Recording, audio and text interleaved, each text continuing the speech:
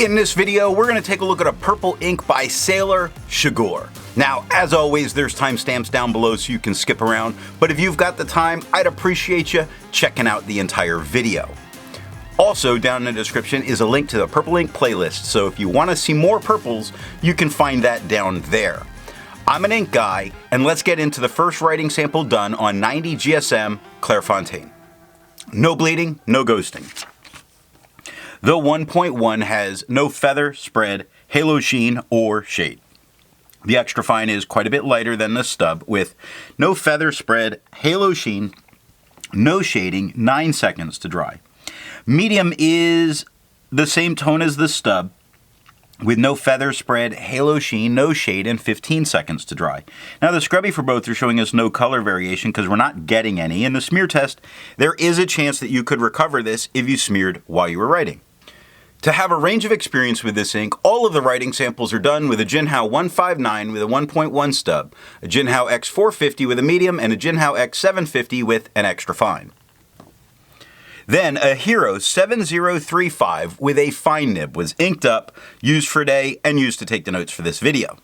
The next writing sample is done on 52 GSM Tomoe River. We have no bleeding, minor ghosting. The 1.1 has no feather, spread, halo sheen, no shade. The extra fine is quite a bit lighter than the stub with no feather, spread, halo sheen, no shade, and 16 seconds to dry. Medium is darker than the extra fine, nowhere near as dark as the stub, with no feather, spread, halo sheen, no shade, and 22 seconds to dry. The scrubby for both show no color variation because there is none. And the smear test, there's still a maybe you could recover if you smeared while you were writing.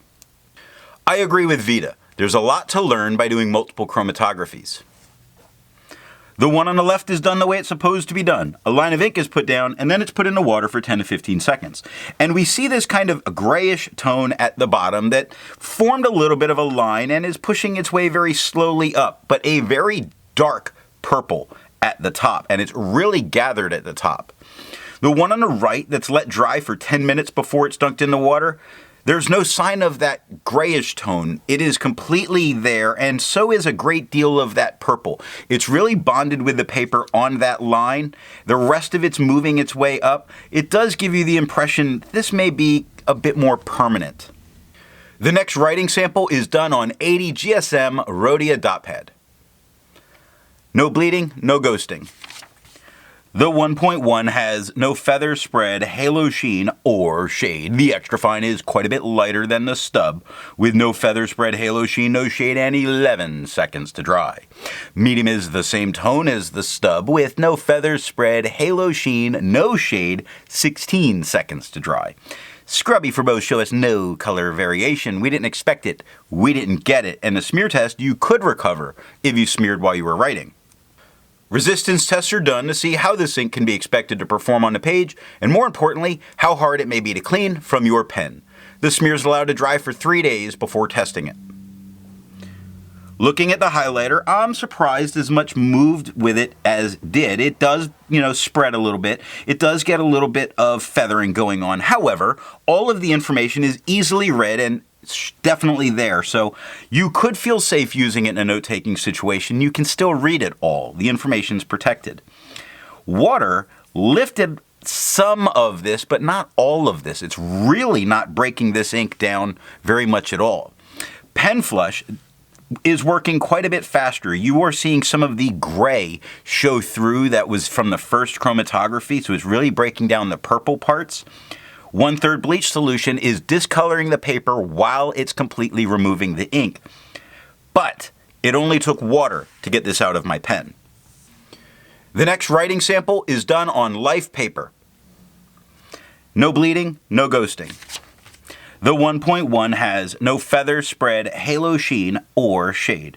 The extra fine is lighter than the stub with no feather, spread, halo sheen, no shade, 9 seconds to dry. Medium is the same tone as the stub with no feather, spread, halo sheen, or shade, and 15 seconds to dry. Scrubby for both show us no color variation because we're not getting any. In the smear test, you could recover if you smeared while you were writing. For the inks tested, the average viscosity was 2.5, with the realm of normal being from 2.1 to 2.9. Sailor's Shigure has a viscosity of 1.31, making this a pretty darn wet ink. Now, if you're interested in how the viscosity and all that's done, then down in the description is a link to that video. Let's take a look at G-Lalo paper.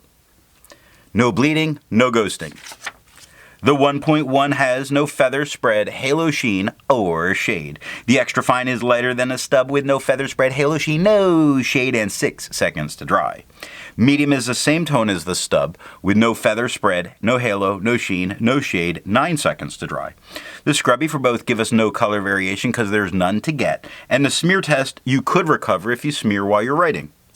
For the inks tested, the average dry time was 17 seconds, and the realm of normal was 13 to 21 seconds.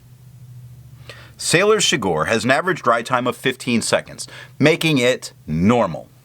The last writing sample is done on Franklin Christoph paper. We get no bleeding, no ghosting. The 1.1 has no feather spread, halo sheen, and no shade. The extra fine is quite a bit lighter than the stub with no feather spread, halo sheen, no shade, and 5 seconds to dry. Medium is darker than the extra fine, but not as dark as the stub with no feather spread, halo sheen, no shade, and 7 seconds to dry. Scrubby for both are showing us no color variation. We're not getting it. In the smear test, you could recover if you smeared while you're writing.